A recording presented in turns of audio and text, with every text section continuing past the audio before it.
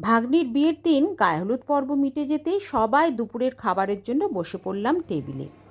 সাজুগুজু করতে হবে তো, সন্ধে লগন সাহেব বিয়ে। প্রথমেই পিস রাইস ছিল, সঙ্গে হোয়াইট গ্রেভিতে একটা সুন্দর ছোট ছোট আলুর দম। বাড়ির সবচেয়ে ছোট সদস্য আদ্রিতার মতামত নিয়ে নিলাম, একেবারে গেজেটেড অফিসারের মতো লম্বা একটা সিগনেচার দিয়ে দিল মাথা নেড়ে। সঙ্গে ছিল রায়তা। রায়তাটা ছিল দারুণ টেস্টি। প্রায় প্রত্যেকেই আমরা রায়তা চেয়ে চেয়ে খেয়েছিলাম। অন্যান্য বিয়ের বাড়ির থেকে একটু আলাদা হয়েছিল আইটেম। ডাল, ছেঁচড়া, মাছ, এইসবই বিয়ের বাড়ির সকালে ট্র্যাডিশনাল আইটেম। এর বাইরে গিয়ে একটু নতুনত্বের ছোঁয়া, এই আর কি।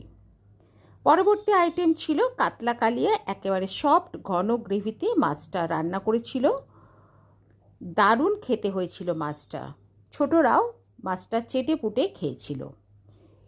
এরপরে এসে গেল আমের চাটনি, সঙ্গে চমচম। চমচমটা বেশ নরম ছিল।